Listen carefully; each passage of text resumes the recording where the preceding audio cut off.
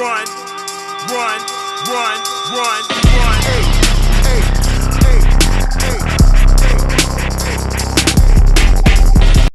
Ladies and gentlemen, welcome back to the ACS Universe. I'm ACS, and I've been wanting to do this for a while, which is retroactively go back and review the movies that have been released so far in the DC Cinematic Universe. And you know, with the new movies coming out, Aquaman in December, you know, Shazam next year, Wonder Woman 84, like it's about time, because it seems like that's like the next wave of the movies. So I'm just gonna go back real briefly, talk about each movie for just a few seconds and give a score. And with like Man of Steel, BVS, and Suicide Squad, those came out before I was on YouTube, so I don't even have an initial number for those, an initial score. But and with Man of Steel and BVS, it's crazy because normally, which I hadn't done in a while, but if ever come off the top of my head with like my top 5 comic book films, those were kind of left out whenever, and I'd start thinking, I watch those movies almost on a weekly basis. Those two films, at least once a week, are on in my house.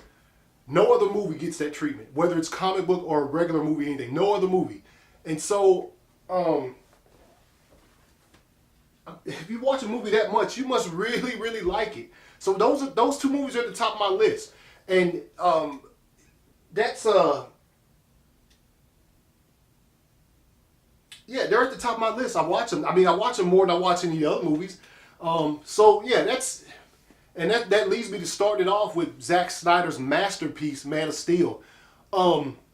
Yes, I do love that movie. He modernized Superman.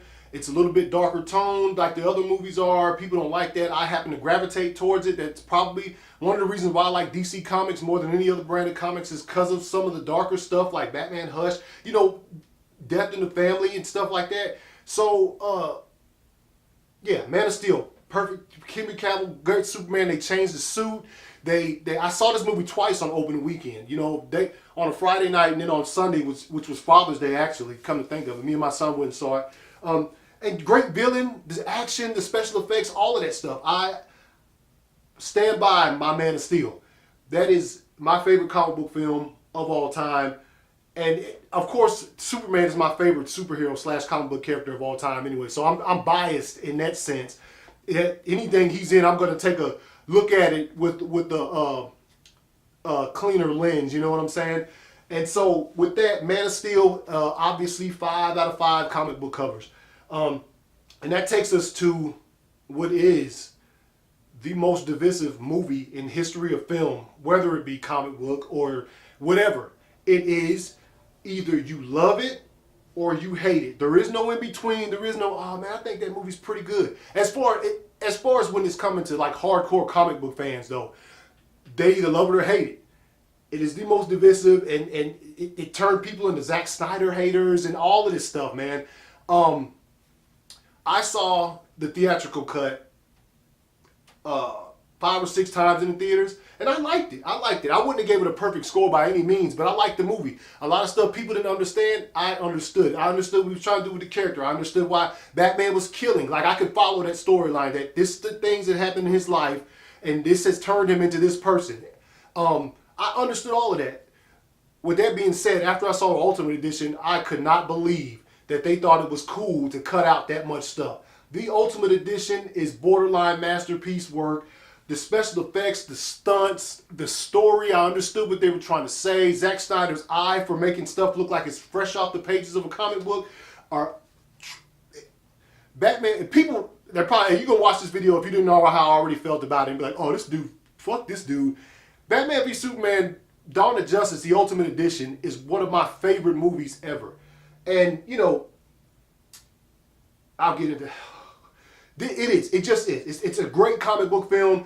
And so those are my thoughts on that if you didn't already know. I pop that movie in once a week and I'm watching it. Batman v Superman, Dawn of Justice, Ultimate Edition, 4 out of 5 comic book covers.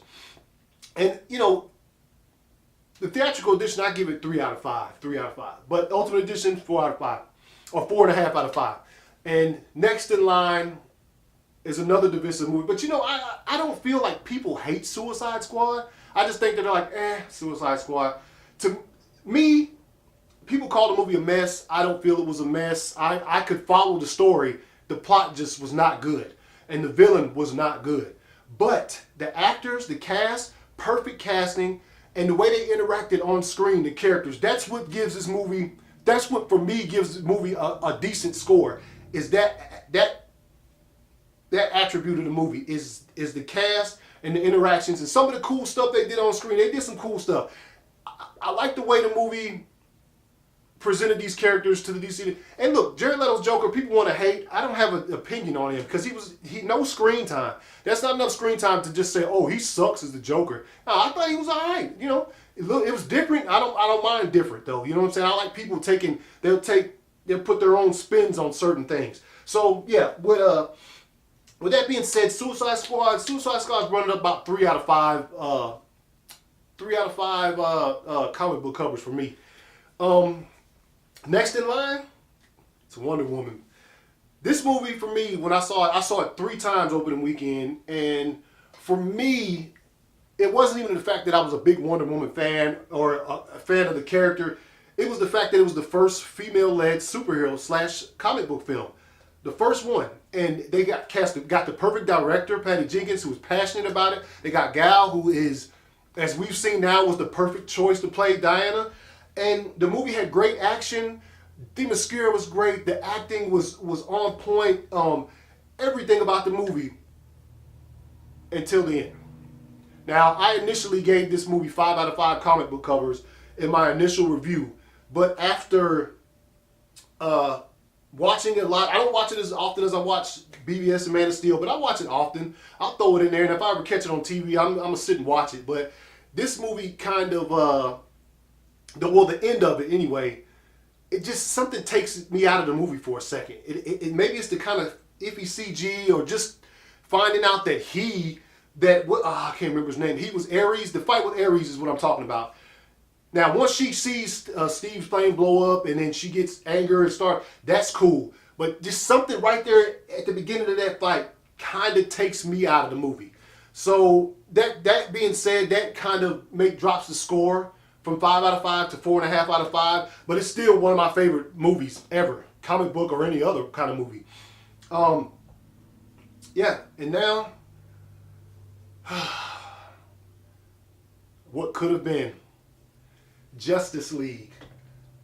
I would call my initial review a reaction. I was still excited about it, and like I said, if you watch my review of the movie, how happy I was that the movie even existed after everything that had took place leading up during the production and with Zack Snyder and stuff like that.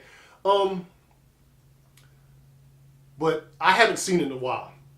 After watching the movie, just Henry Cavill's mustache. How did anybody at Warner Brothers think that was okay? I saw a picture somebody made online at home on their computer or their phone that looked better. It still looked like shit, but it looked better. Oh my! And after seeing all the stuff they cut, Zack Snyder didn't get to realize his vision. If it wasn't for, like I like the cast, I like some of their scenes, some of their interactions. I like their interactions on screen.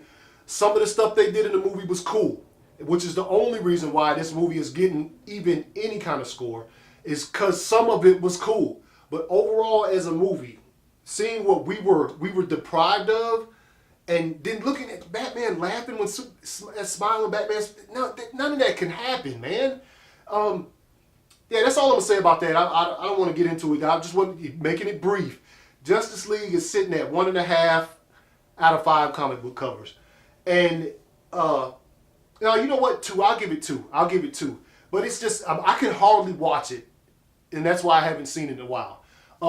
Yeah, so that's just my thoughts as the DC Cinematic Universe seems to be turning into the second level of it with the movies that are coming at the end of this year and next year. I just want to give you my thoughts, on where these movies stand with me today, as opposed to maybe where they stood before when I watched them for the first time or the first few times. If you like this review, like it, share it, post in the comments. Subscribe if you haven't subscribed. You can find me on Instagram and Twitter at 2279ACS. Until next time, ACS Universe, out. Run, run, run, run, run.